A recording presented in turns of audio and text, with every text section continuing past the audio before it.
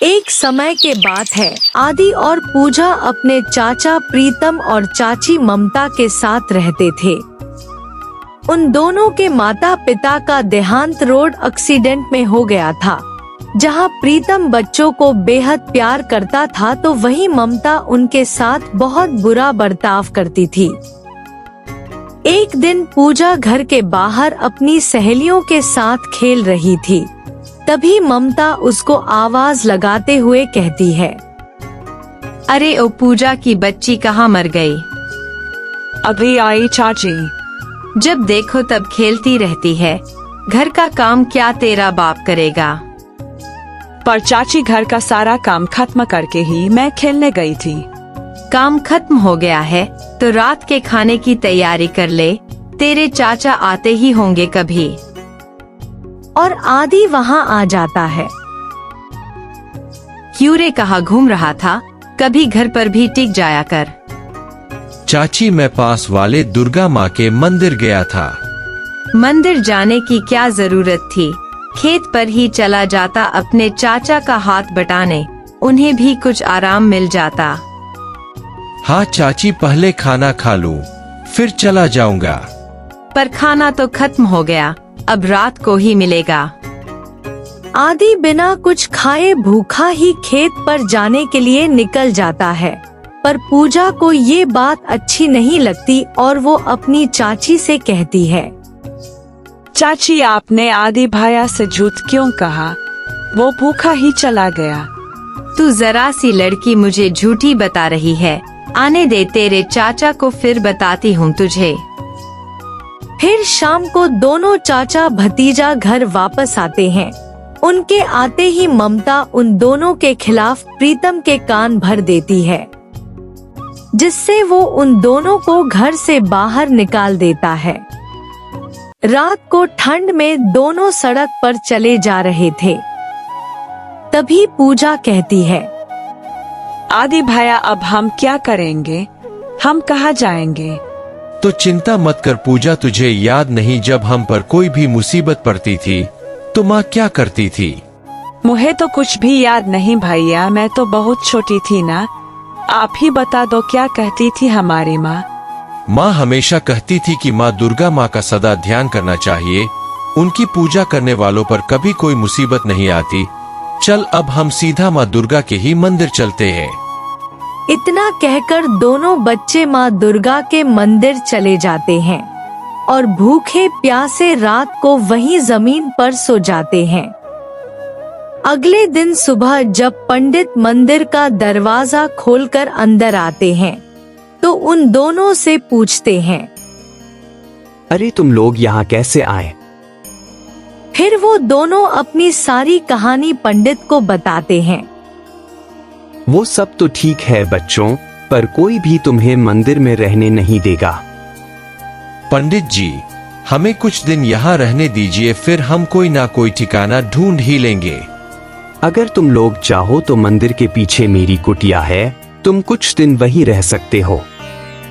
जैसे ही तुम्हें कोई ठिकाना मिल जाए तब चले जाना। इसके बाद आदि और पूजा पंडित जी की कुटिया में ही रहने लगे। आदि मंदिर की साफ सफाई करता तो वहीं पूजा माँ के लिए फूलों की माला बनाने का काम करती। ऐसे ही कुछ दिन बीत जाते हैं। एक रात आदि के सपने में माँ दुर्गा आती हैं और उससे कहती हैं, तुम दोनों भाई बहन की भक्ति से मैं बेहद प्रसन्न हूँ। अभी तुम दोनों को बहुत सारे कार्य करने हैं, अपने माता पिता का नाम रोशन करना है। इसीलिए कल सुबह होते ही अपनी बहन को लेकर उत्तर दिशा की ओर चलते रहना, तुम्हें तुम्हारी मंजिल मिल जाएगी। आदि चौंक कर उठकर बैठ जाता है, लेकिन जैसे ही वो अपनी अगल बगल देखता है तो वहाँ कोई नहीं होता। अगले दिन सुबह वो पंडित जी को सारी बात बताता है। पंडित जी ने उन्हें खाना और कुछ पैसे दे दिए। दोपहर होते होते वो दोनों चलकर काफी दूर निकल आए थे।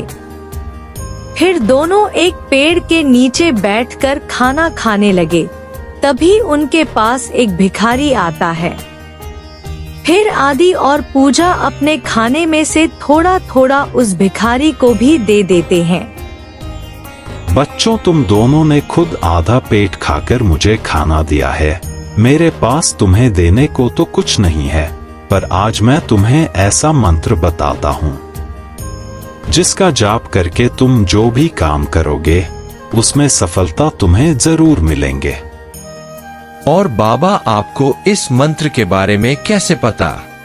तो ये मंत्र याद कर ले बस, फिर देख तेरी जिंदगी संवर जाएगी। तुझे याद तो होगा ही कि माँ दुर्गा ने तेरे सपने में आकर क्या कहा था। लेकिन आप इस बारे में कैसे जानते हैं? बाबा की दुर्गा माँ हमारे सपने में आई थी और उन्होंने क्या कहा था? तभी वो भिखारी हनुमान के रूप में प्रकट हो जाते हैं। जय श्री राम। बच्चों, माँ दुर्गा के आदेशानुसार मैं हमेशा तुम लोगों के साथ रहूंगा और तुम दोनों के ऊपर कोई कष्ट नहीं आने दूंगा। इतना कहकर हनुमान जी अंतर्धान हो जाते हैं। कुछ तो आगे चलने पर एक गांव आता है जहां एक दुकान के बाहर हेल्पर की आवश्यकता है का नोटिस लगा हुआ होता है। ये देखकर आदि और पूजा उस सेठ की दुकान में काम करने लग जाते हैं। आदि जहां कपड़े बेचने का काम करता है, वहीं पूजा उस दुकान में साफ सफाई के साथ साथ चाय पानी देने का काम संभाल लेती है।